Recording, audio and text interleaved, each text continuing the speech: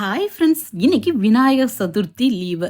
ஃபேமிலிலையும் ஒரு கல்யாண வீட்டுல எல்லாரும் கல்யாணத்தை அட்டன் பண்ண போயாச்சு. நானும் ஜெசிகாவும் மட்டும் வீட்டுல இருக்கோம். எங்களுக்கு மட்டும்தான் இன்னைக்கு ஸ்நாக்ஸும் லஞ்சும் ரெடி பண்ண போறேன். ஸ்நாக்ஸுக்காக நிஷாக்கா கொடுத்து விட்டு இருந்த கருப்பு உளுந்தும் கருப்பட்டியும் இருந்து உளுந்த அவிச்ச கருப்பட்டி போட்டு சாப்பிடலாம்னு சொல்லி உளுந்தையும் அவிக்க வச்சிருக்கேன். இனிப்புக்கு தேவையான அளவு கருப்பட்டியையும் துருவி வச்சுட்டேன். பியூரான கருப்பட்டிங்கிறதுனால நல்ல வாசமும் நல்லா இருக்கும், டேஸ்டும் சூப்பரா இருக்கும். தேவைக்கு எடுத்துட்டு மீதிய ஃப்ரிட்ஜ்லயும் ஸ்டோர் பண்ணிடுவேன். அவிய வச்சிருந்த கருப்பு உளுந்து நல்லாவே அவிஞ்சிருக்கு. துருவி வச்ச கருப்பட்டியையும் உள்ள சேர்த்து நல்லா மிக்ஸ் பண்ணிட்டோம்னா குயிக்கா ஹெல்த்தியான ஸ்நாக்ஸும் ரெடி. அதை சாப்பிட்டுக்கிட்டே இப்ப லஞ்ச் ரெடி பண்ண போறேன். 2 பேருக்குமே சோறு வேண்டான்னு தோணுச்சு. எனக்கு சப்பாத்தி ஓகேன்னு தோணுச்சு, ஜெசிகாக்கு பாஸ்தா ஓகேன்னு தோணுச்சு. ஒரு வழியா 2 பேரும் பேசி ஒரு முடிவுக்கும் வந்தோம். சப்பாத்தியும் ஒயிட் சாஸ் வச்சு நல்ல கிரீமியா மஷ்ரூமும் ரெடி பண்ணலாம்னு பிளான் பண்ணிருக்கோம். ஃபர்ஸ்ட் சப்பாத்திக்கு மாவு மிக்ஸ் பண்ண போறேன். கொஞ்சமா தான் ரெடி பண்ணணுங்கிறதுனால மிக்ஸிலேயே ரெடி பண்ணிட்டேன். ஜாரு கூட கொடுத்திருக்கிற மெஷரிங் கப்புக்கு 2 கப்பு மாவு, 1 கப்பு தண்ணி, கொஞ்சமா உப்பு சேர்த்து ஒரு 2 நிமிஷம் ஓட விட்டு எடுத்துட்டோம்னா நல்ல சாஃப்டா சப்பாத்தி மாவும் ரெடி.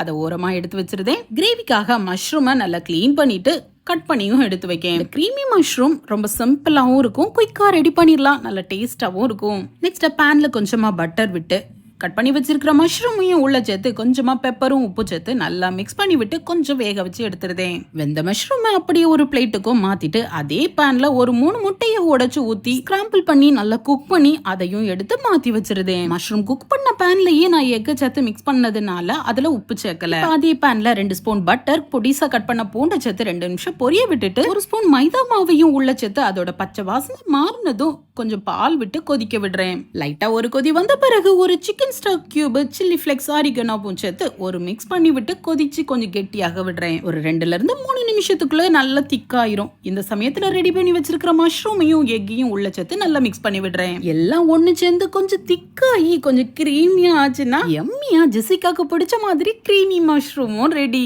நெக்ஸ்ட் மிக்ஸ் பண்ணி வச்சிருக்கிற மாவை எடுத்து நல்லா பரத்தி சூடான களத்திலையும் போட்டு எடுத்தோம்னா சப்பாத்தி ரெடி. எப்பவுமே கையில மிக்ஸ் பண்ற மாவை விட இதே மாதிரி மிக்சர்ல இல்ல கிரைண்டர்ல மிக்ஸ் பண்ற மாவு நல்லாவே சாஃப்டா இருக்கும். சப்பாத்தி வேக வைக்கும் போது எப்பவுமே தீ மீடியம் டு ஹை ஃபிளேம்ல இருக்கணும். அப்பதான் சப்பாத்தி நல்லா சாஃப்டா வரும். ஃபைனலா கொஞ்சம் நெய்யும் தடவிட்டோம்னா புசு புசுன்னு நல்ல சாஃப்டான சப்பாத்தியும் ரெடி. சுட சுட சப்பாத்தியும் கூடவே கிரீமியான மஷ்ரூமையும் எடுத்து வச்சு டேஸ்ட் பண்ணி பார்த்தா அவ்வளோ சூப்பரா இருந்து ஜெசிகாக்கும் ரொம்பவே பிடிச்சிருது. இந்த காம்போ உங்களுக்கும் பிடிச்சிருந்துச்சுன்னா ஒரு லைக் கொடுத்துக்கோங்க. நான் நாளைக்கு உங்களை மீட் பண்றேன். பாய்.